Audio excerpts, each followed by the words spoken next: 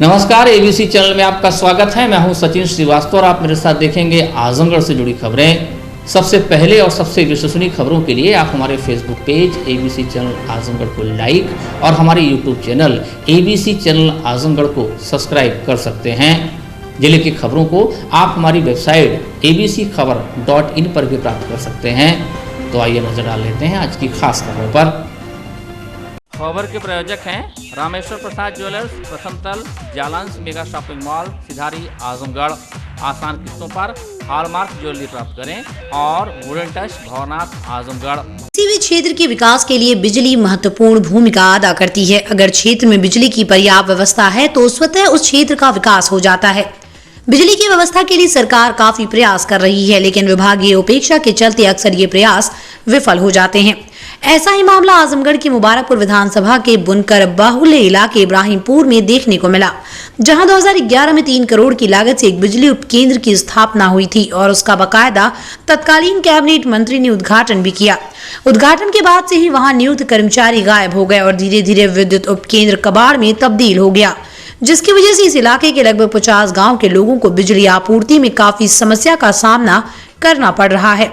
इनको बिजली दूसरे जनपद मऊ के जरिए मिलती है। स्थानीय लोगों ने कई बार विभाग और जनप्रतिनिधियों से आग्रह किया कि उपकेंद्र को शीघ्र शुरू किया जाए। स्थानीय बुनकरों और किसानों को बिजली समस्या से राहत मिले, लेकिन कोई सुनवाई नहीं हुई। स्थिति वही है, आज 10 साल हो गया मायावती की सरकार में और फिर इस चालू नहीं हुआ।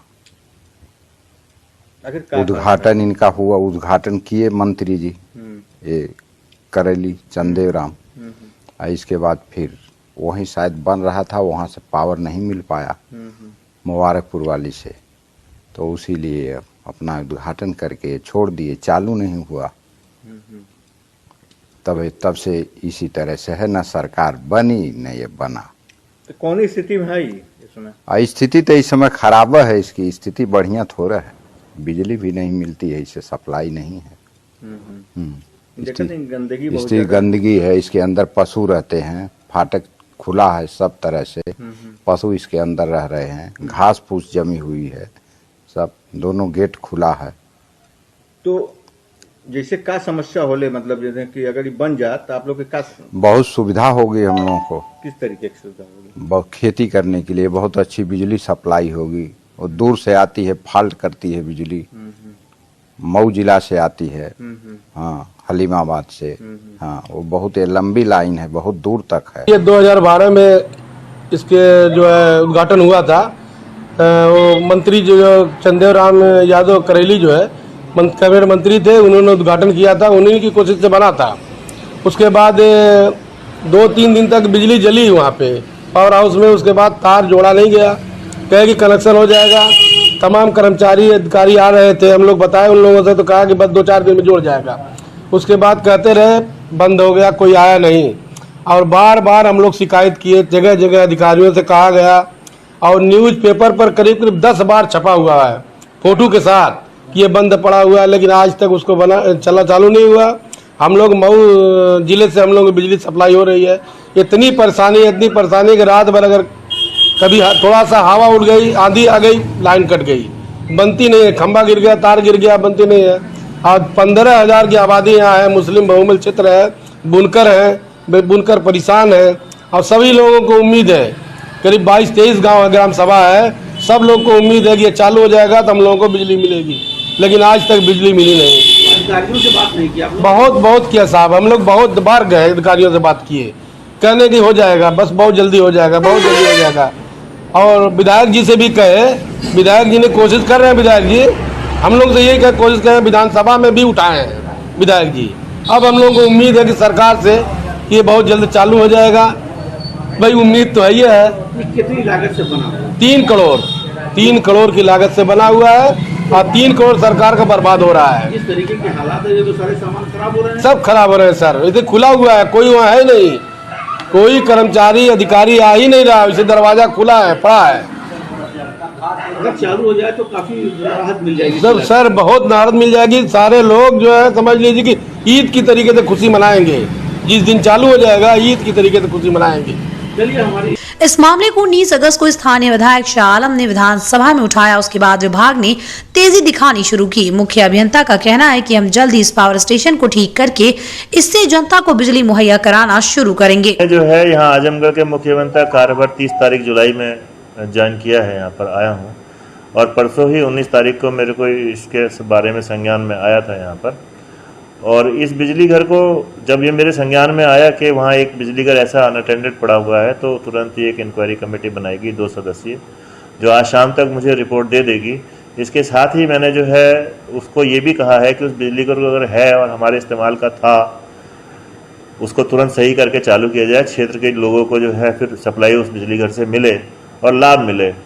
दूसरी चीज़ मैंने ये भी पता लगाया था कि जब वो बिजली घर ख़राब पड़ा हुआ है तो उस बिजली घर को क्षेत्र में बिजली कहाँ से जा रही है, तो ये पता लगा कि मऊ क्षेत्र के मोहम्मदाबाद बिजली घर से जो आने वाले पोषक हैं उनसे ही जा रही है। हमारा प्रयास है कि आज ही हम इस पर प्राकलन या जो एस्टिमेशन हो इसको रिपेयर करने का बना करके हमारे उच्च अधिकारियों को बनारस भेज देंगे और मैं समझता हूँ 1.5-2 महीने में इसको जो है चालू करके इसका लाभ पूरा दिया जाएगा हमारे क्षेत्रवासी को। ये मेरा कहना है इसमें। मिशन शक्ति तृतीय चरण 21 अगस्त 2021 से 31 दिसंबर 2021 का शनिवार को समारोह पूर्वक शुभारंभ हुआ। साथ ही साथ मुख्यमंत्री कन्या सुमंगला योजना के अंतर्गत 1.5 लाख पात्र बालिकाओं को अनुदान राशि का ऑनलाइन हस्तांतरण तथा बदायूं में वीरांगना अवंतीबाई बटालियन के प्रांगण का शिलान्यास एवं उत्कृष्ट कार्य हेतु 75 महिलाओं का सम्मान मुख्यमंत्री उत्तर प्रदेश योगी आदित्यनाथ, मंत्री वित्त एवं कॉर्पोरेट कार्य भारत सरकार निर्मला सीतारमण एवं राज्यपाल उत्तर प्रदेश आनंदीबेन पटेल द्वारा इंदिरा गांधी प्रतिष्ठान लखनऊ में किया गया, जिसका सजीव प्रसारण नेहरू हॉल आजमगढ़ के सभागार में कराया गया। इसी के साथ ही सूचना विभाग की LED वैन के माध्यम से भी उक्त कार्यक्रम का सजीव प्रसारण कराया गया। इसी क्रम में मिशन शक्ति तृतीय चरण का शुभारंभ नेहरू हॉल के सभागार में मुख्य अतिथि उत्तर प्रदेश राज्य महिला आयोग की सदस्य संगीता तिवारी, मंडलायुक्त विजय विश्वास पंत, DIG अखिलेश कुमार, जिलाधिकारी राजेश कुमार, पुलिस अधीक्षक सुधीर सिंह द्वारा संयुक्त रूप से दीप प्रज्वलन व मां सरस्वती के चित्र पर पुष्प अर्पित कर किया गया। इस अवसर पर GGIC आजमगढ़ की छात्राओं द्वारा स्वागत एवं वंदना गीत की प्रस्तुति की गई।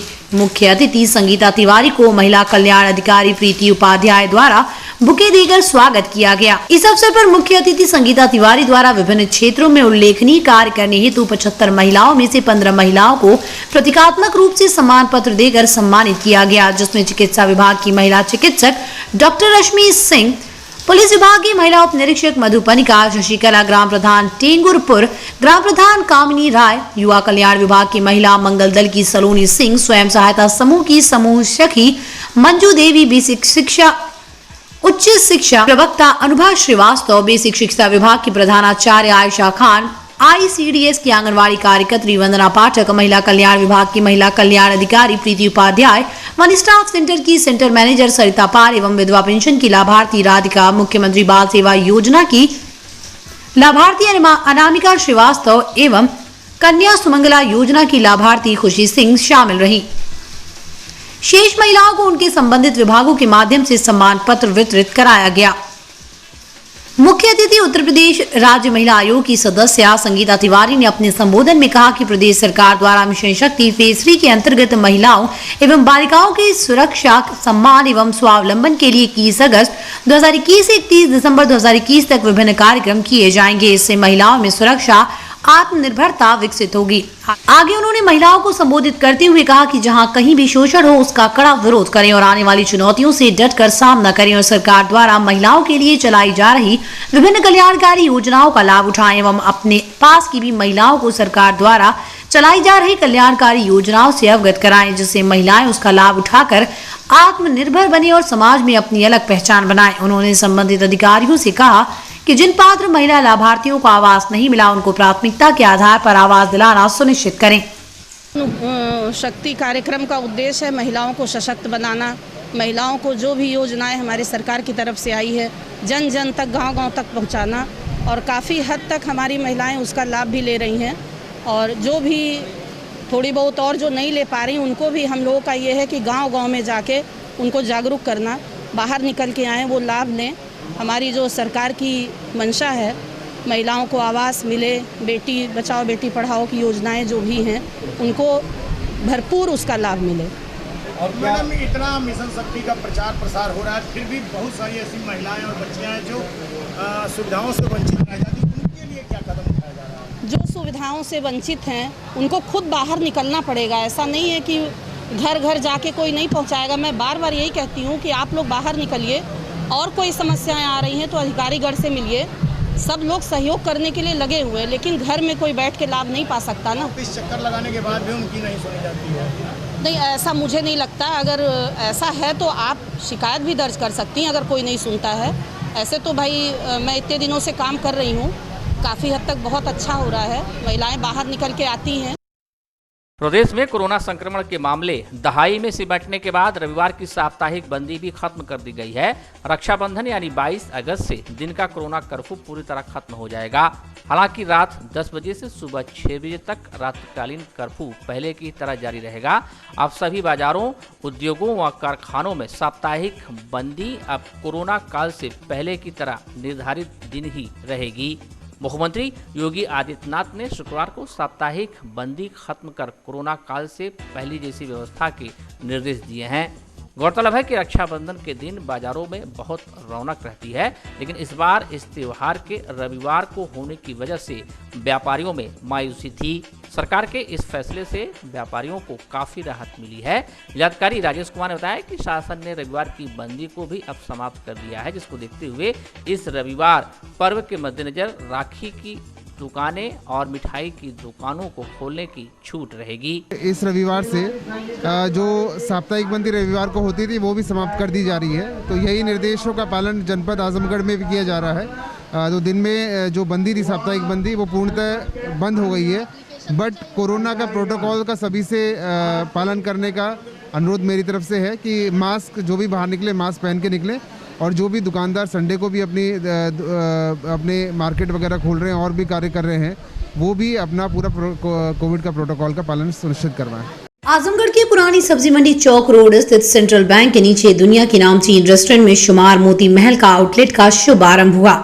भूतपूर्व सैनिक रमाकांत शुक्ला ने फीता काटकर मोती महल के रेस्टोरेंट का शुभारंभ किया। इस दौरान कंपनी के डायरेक्टर ओम गुजराल ने मोती महल ब्रांड के बारे में जानकारी देते हुए इसके लजीज व्यंजनों के बारे में बताया।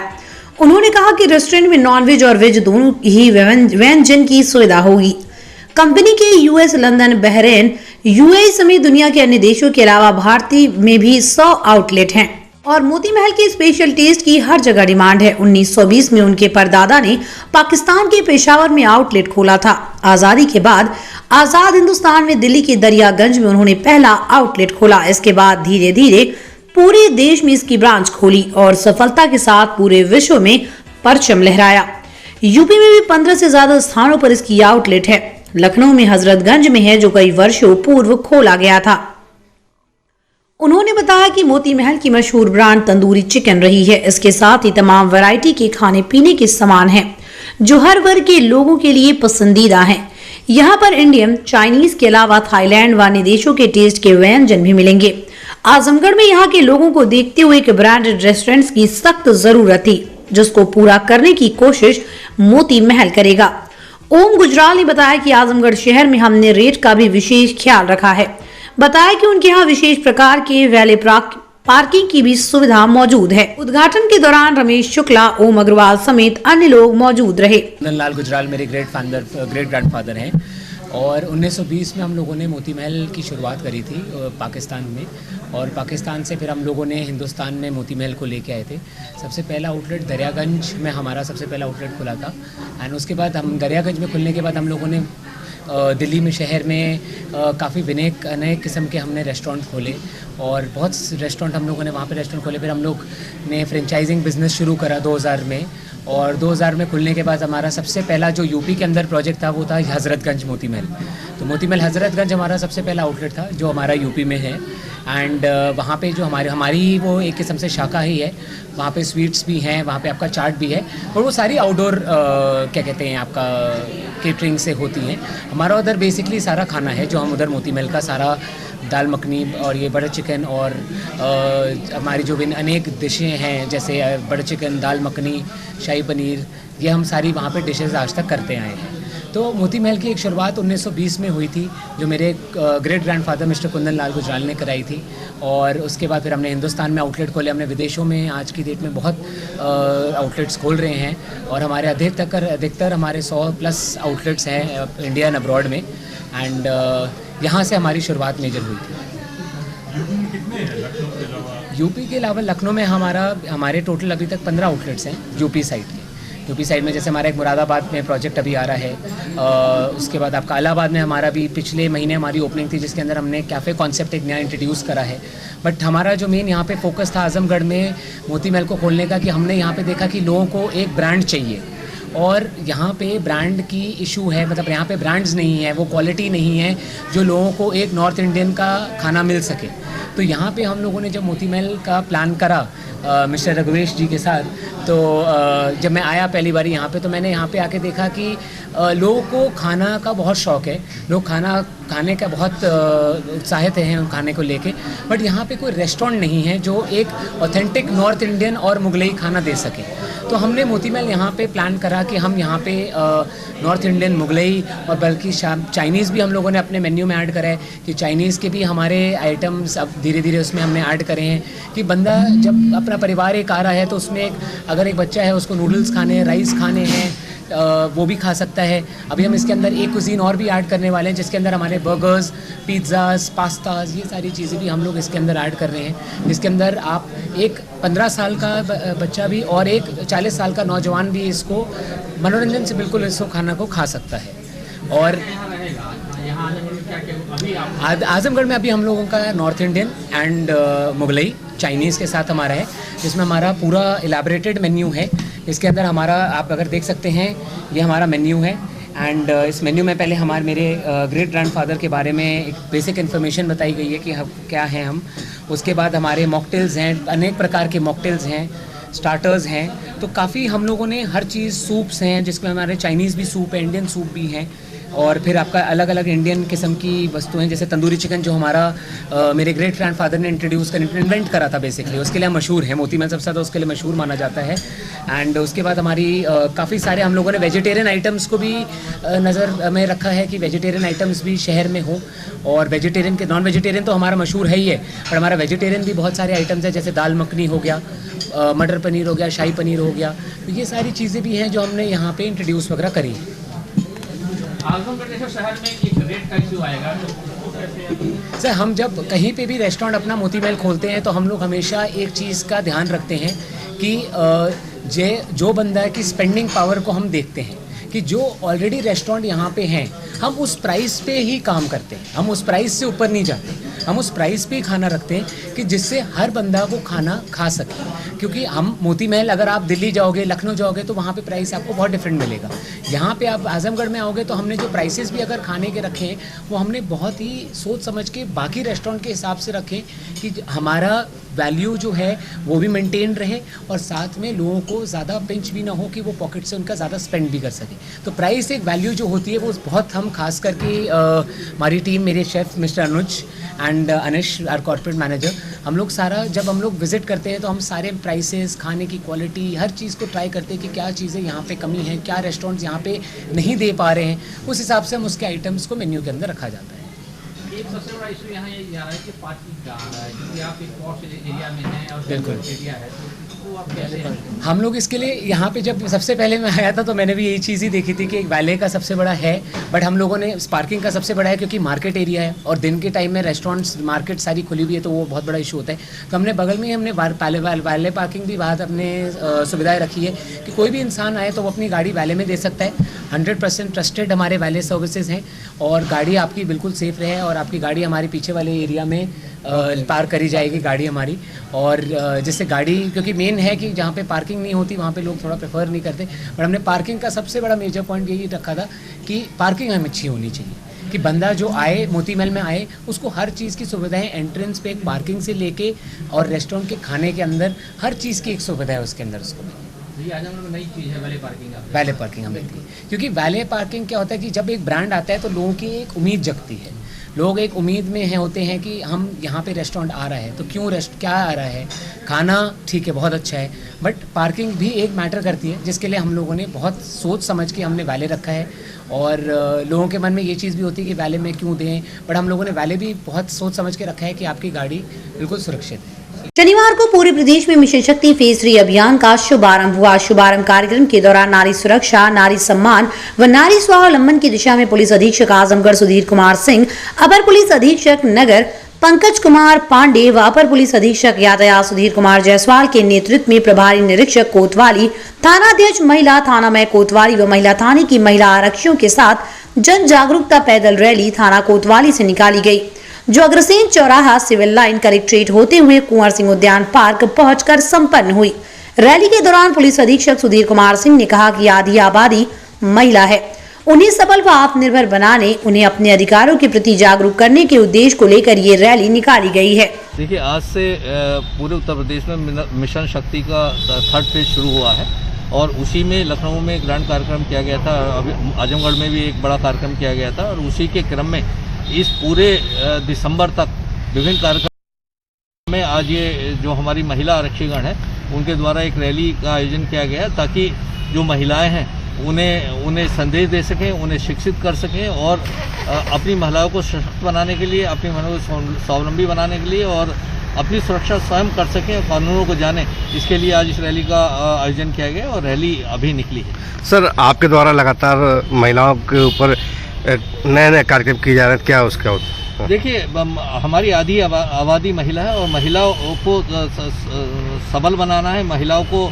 स्वावलंबी बनाना है, महिलाओं को आत्म रक्षा करने का अधिकार जताना। तो जितने भी कानून बनाई गई महिलाओं की सुरक्षा के लिए उनका प्रचार प्रसार हो और महिला स्वयं आगे आके कहे कि मेरे साथ अगर कुछ हुआ है तो उसके बारे में सामने खड़ी हो और लड़े और दोषी को न्यायालय से सजा दिलाए, यही इसका उद्देश्य है। शुक्रवार को भारतीय जनता पार्टी के प्रदेश उपाध्यक्ष और विधान परिषद सदस्य ए.के. शर्मा ने लालगंज सामुदायिक स्वास्थ्य केंद्र पहुंचकर ऑक्सीजन प्लांट और 100 शैय्या अस्पताल का निरीक्षण किया। इस अवसर पर उन्होंने कहा, यहां आकर उन्हें काफी अच्छा लगा।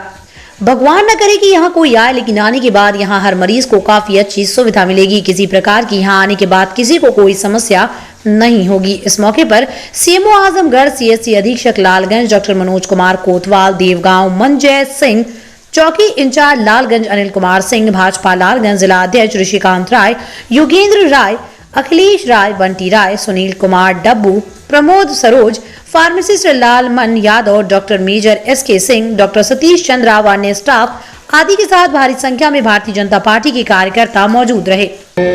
ऑक्सीजन प्लांट लगाने की जो बात मैंने जैसे बताया कि बनारस में कोविड का काम करते हुए, कोविड नियंत्रण का काम करते हुए पूर्वांचल के कई जिलों में स्वास्थ्य सेवाएं जो हैं चरमरा रही हैं, बहुत दिक्कत हो रही है। ऐसी स्थिति में इस बात का मुझे ध्यान आया और संज्ञान हुआ, तब मुझे लगा कि कुछ करने की आवश्यकता है। उसी कड़ी में लालगंज है, घोसी है, आजमगढ़ का मेडिकल कॉलेज है और पूर्वांचल के अन्य कई जिलों में अन्य इसी तरह की व्यवस्थाएं खड़ी करने की बात मेरे ध्यान में आई। और उस समय कुछ CSR से हम प्रयास कर रहे थे कुछ काम कराने का, ऑक्सीजन कंसंट्रेटर देने का, दवाएं देने का। उसी कड़ी में ऑक्सीजन प्लांट लगाने का भी हमने प्रयास किया और कुछ कंपनियां CSR के माध्यम से मदद करने के लिए आगे आईं। उन्हीं में से एक कंपनी से कह करके यहाँ लालगंज में हमने ऑक्सीजन प्लांट लगवाया और ये अच्छा है कि एक तरह से नया अस्पताल भी बना है और उसी में ऑक्सीजन प्लांट की भी व्यवस्था हो गई। इसी तरह से घोसी में ऑक्सीजन प्लांट लगाने की हमने व्यवस्था कराई। आजमगढ़ में भी कई मशीनें लगाने की व्यवस्था की गई आजमगढ़ मेडिकल कॉलेज में। तरवा में जैसा मैंने बताया जनरेटर की व्यवस्था नहीं थी, जनरेटर की व्यवस्था कराई गई। इस तरह की व्यवस्था कराने के पीछे, जैसा कि डॉक्टर साहब अभी कह रहे थे, मेरी मंशा ये थी कि अगर दुर्भाग्य से तीसरी लहर आती है तो उसमें हम इन स्वास्थ्य सेवाओं को बेहतर बना करके उससे लड़ने की क्षमता हमारे पास खड़ी हो जाए। इस आशय से काम किया। पीठ पे वार, सीने पर हमला, हाथ पर चोट और सर पर बुरी तरह से किया प्रहार। और उसी मौजूदा हालात में शनिवार को पुलिस अधीक्षक के पास न्याय की गुहार लेकर पहुंचा ये घायल, जिसका नाम है दीपक बिंद, थाना बरदा के गांव नरबी का रहने वाला है। पीड़ित ने बताया कि बुधवार की शाम 7 बजे मार्केट से जब वो घर की ओर जा रहा था तो पीछे से हमलावरों ने उन्हें पहले बोतल से मारा और फिर चाकू से वार किया। उसने बताया कि क्रूर दबंगों ने चाकू से उनके ऊपर 8 बार वार किया, लाठी डंडे से उन्हें मारा पीटा। जान लेने की उनकी नियत थी लेकिन किस्मत से वो बच गए। इस संदर्भ में उन्होंने थाना बरदा में FIR दर्ज कराई लेकिन कोई कार्रवाई सुनवाई नहीं हुई। मुकामी पुलिस ने उन्हें निराश किया, जिससे वो काफी डरे व खौफजदा हैं। मजबूर होकर न्याय के लिए पुलिस अधीक्षक से उन्हें गुहार लगानी पड़ी है। हमको बुधवार को शाम 7:30 बजे आ रहा था मार्केट से, तो पीछे से पहले बियर के बोतल से गांव के लड़के सुनील बिंद, सुमित, अमित पीछे से पहले बोतल से मारे गाड़ी से आ रहे थे। उसके बाद मैं जब उसका विरोध किया तो लोग चाकू को निकालने, पिस्टल निकाल लिए, दिखाने लगे, चाकू से वार करने लगे। मैं घर की तरफ भागने लगा, वो दौड़ा के मारने लगे। क्या मामला था, किस जगह झगड़ा था आप लोगों का? पुराना रंजिश से, मतलब हमसे तो कोई नहीं था। एक बार वो उनका जो लड़का था सुमित, वो घर में घुसा था, तो मतलब रिलेशन के थे, उसको मतलब 1-2 झपट जो भी मारे थे, तो वही विवाद था। घर में क्यों घुसा था, क्या था? ये बात हमको भी तो नहीं पता, लड़की वाला मैटर। पुरानी रंजिश मामू को लेके उसने मारा? हाँ, पुरानी रंजिश मामू को लेके उसने मारा जी, वही सिस्टर वाली बात थी। फिर थाने पर क्या हुआ? थाने पर भी कुछ नहीं हुआ है, मतलब थाने पे FIR किए हैं, अभी तक वो लोग घूम रहे हैं, कोई मतलब सुनवाई नहीं हुई है। तो कुछ नहीं बोले हैं, मतलब वो लोग धमकी दे रहे हैं कि सुलह कर लो, मार देंगे, नौकरी नहीं लेने देंगे तुमको। हाँ, यही सब बोल रहे हैं। मतलब उनको कार्रवाई हो आगे, मतलब ऐसा कुछ ना करें, और उनके मतलब जो भी है जिससे मारे चाकू उनका। जनपद के 80 वर्ष पुराने रघुनंदन प्रसाद रामेश्वर प्रसाद ज्वेलर्स आसिफगंज पुरानी कोतवाली आजमगढ़ की नई ब्रांच रामेश्वर प्रसाद ज्वेलर्स प्रथम तल जालांस मेगा शॉपिंग मॉल सिधारी आजमगढ़। हमारे यहाँ सोने, चांदी एवं हीरे की पूर्णतः हॉलमार्क ज्वेलरी 100% वापसी पर उपलब्ध। आसान किश्तों पर हॉलमार्क ज्वेलरी उचित मूल्य पर प्राप्त करें। ज्वेलरी की शुद्धता मापने के लिए फ्री कैरोमीटर की व्यवस्था। शादी विवाह की करनी हो तैयारी या त्योहारों की हो खरीदारी, आपके भरोसे पर हमेशा खरा उतरेगा रामेश्वर प्रसाद ज्वेलर्स, प्रथम तल Jalans mega shopping mall Sidhari Azamgarh. Wooden touch Bhawarnath Azamgarh, a complete hardware store.